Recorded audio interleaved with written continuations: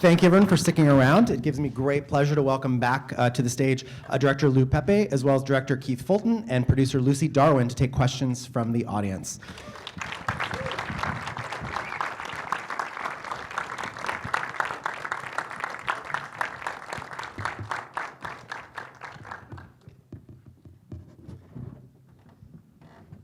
Welcome. Hello.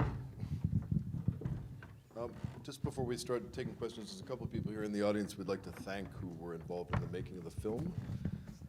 Ninev Munir, one of our editors, is here tonight. Andrew Darwin, one of our financiers, is here.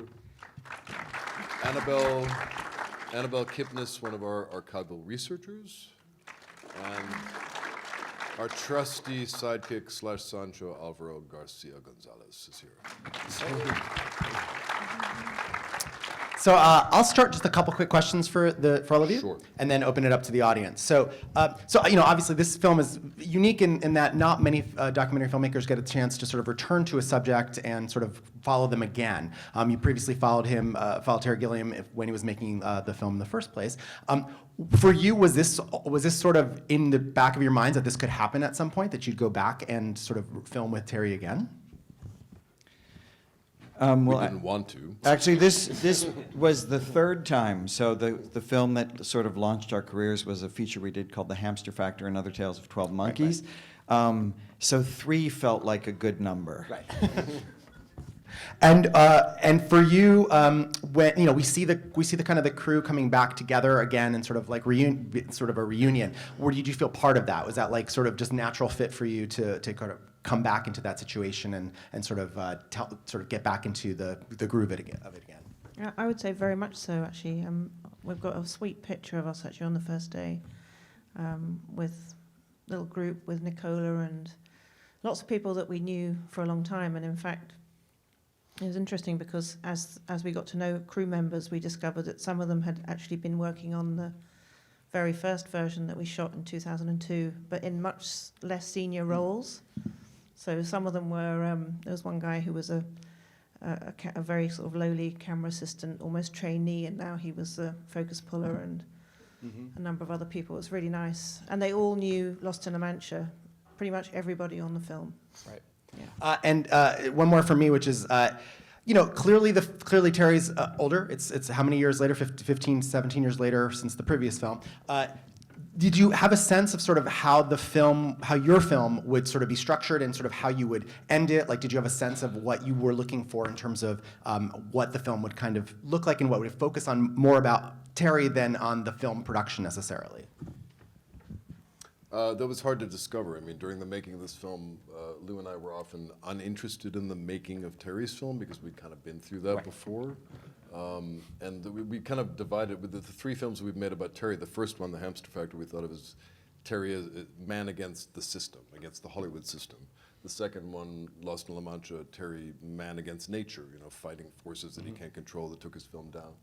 This one was... This one was very much man against himself. Right. And on the set, the thing that we found the most interesting, when looking through the camera, I just kept thinking, I'm fascinated to know what is on that man's face and what it's signaling about what's going on in terms of how he feels and what he's thinking. Yeah.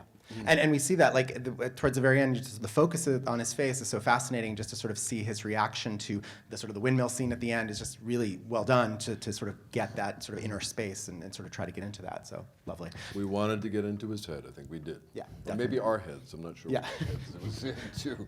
I'd love to open up to questions. I can jump back in, but I'm sure there are many. Don't be shy. The first one's always a bit difficult. So yes, please. Did he ever tell you to fuck off? Did he ever tell you to fuck off? Actually, no. And usually that's a job that the first assistant director would do on his behalf. But our relationship with Terry was always that he wanted us to shoot everything, that he wasn't going to censor himself in front of us, and that after the fact he would let us know if there was anything he wanted us not to show. But he always let us film. And a lot of times I think he wanted someone to talk to, which is where a lot of his honesty comes from. Great. Yes, please, in the back. Did you ever think that Did you ever think Terry was going to die? He was genuinely very ill. Yeah. I mean, I think we've slightly played it down in the film, haven't we? Yeah. I mean, he was very, very, very sick, and at the end, he went straight into hospital. So, you know. But I think he did a good job of hiding it. It was only after the fact that we realized, oh, this man has actually been suffering for a lot of time, and he knows that if he gives into that the film would probably shut down. So. Right. Yes, please, right here. Clearly, he is struggling with his own mortality as he's finishing this endless project. Curious to know whether he has since come up with any ideas for new projects. Right, so the question is, what's next for Terry Gilliam after struggling so long with this I project? actually don't know the answer to that question, but the funny thing was that towards the end of his production, in one of the interviews we did with him, we talked about, did he want to make movies again? He said, no, never again. This is it. This is the last one. And I think 2 weeks later, the last interview, He was like, oh my God, I'm going to get a GoPro, and I'm going to do this, and I'm going to do that, and, And he's got a lot of projects that he's still developing, because he's branched out into other fields. He directs opera now, so the creativity is very much a part of his life still. Do you know what he's doing, Lucy? Is there any news? No. All right. Next question. Oh, I'm sorry, yes, right here. Is it possible to see his movie?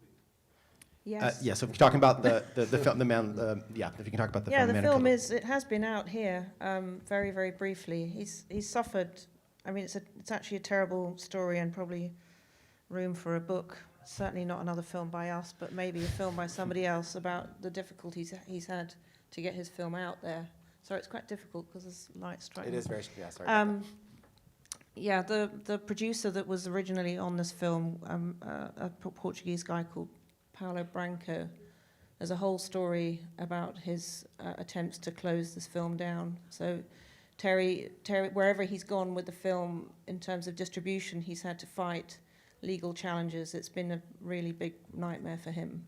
And in the US, it just had a one night stand, if you like. So But it's available. It is, but you It's- can it's- watch it's it. on You just Amazon. can't watch it on iTunes, You just can't Amazon, watch it I in a think it's cinema, like- which is where you ought to be watching it. But you can watch it online. Right. Yes, please, right here. So you hear him reflecting on Fellini, and then I think of you as reflecting on him. And is this just the plight of the director? Is this kind of ubiquitous suffering, or the fear of failure? I don't know. It is the plight of man, Rebecca. It is. I would hope it's not a limited, conflict limited to film directors. But I guess I'm just curious about your view in reflecting in the way that he. Well, because of this being the third film that we've made about him, each film we've made, we've been at a different stage of our careers and curious as artists about something different. And this film, now that we're over 50, is sort of what's in store? What does it feel like to be a late career artist? What does it feel like to still want to create? And that's kind of what we found. Only Lou is over 50, by the way. I think he's pleading for age. Okay. Let's go over there, yes. I would like to know how difficult it was to do those wonderful shots at the end of the film where he's looking at the screen and you have the reflection of the images from the movie screen. Lou. It's a question for Lou, Yeah, our that is a brilliant question for Lou, cinematographer. When I shoot, I don't really think about the difficulty. I just see there's something happening there. And there was something in that moment of him in the dark, and you could feel like this is the moment. This is the artist with his creation. Naturally, just those reflections. Yeah, and there's a lot, these days with the marvel of color timing and grading, you can pull a lot out of a very dim image. Thank you. Great. Lots of questions now. Right down here, please. Just out of curiosity, having just watched Lost in Mancha leading up to this to come, and this one, how has his story of the man who killed Dr. changed So, between the two different? and let me just quickly repeat that. So the question is, having seen Lost in La Mancha, how much has his script, the story, Yeah. changed from there to now? His original screenplay that he was trying to shoot in 2000 before the film fell apart was an actual period piece, or at least part of it was, correct? And so because of budgetary restrictions, they couldn't do a full-on period piece anymore. So this film, his new one, kind of seems sometimes like it's a period piece, but it never is full-on a period piece. The budget was half of what it was in 2000. So adjusted for inflation, that's not very good. And we think he had 8.5 versions. Yeah, that's the count. Between 8 and 9. Yeah. Has he ever released those scripts in any, like the different scripts in any form publicly? No, I doubt he will. No.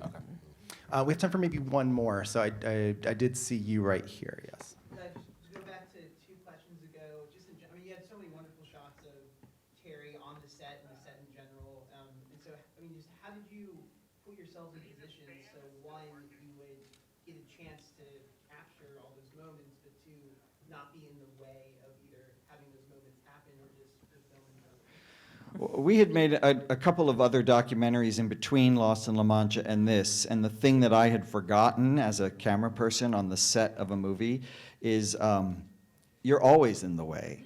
You're always in someone's way. It's a miserable place to try and make a documentary. But also, you know, our interest was less about the mechanics of this shot and that shot and more about him, and there was just less, you know, there was less activity around him, which made it easier to kind of just sit there and watch what was going on his face. We also had to fight with a stills photographer. True. Stills photographer for Terry's movie is working at the same time as we are trying to, Thank you so much. We do have to wrap things up, but Thank you. we're so happy to have this film here as the world premiere and sharing the film with the audience. Thank you so much for having. Thank you all for coming. Can I just say that tomorrow afternoon there's another screening, and I think there are some seats, and if anybody wants to recommend this to their friends to come tomorrow, that would be great. And don't forget to do your audience award thing. Yes, make sure to vote on your way out. Please turn that into the crew member. Thank you so much. Thank you, Lucy.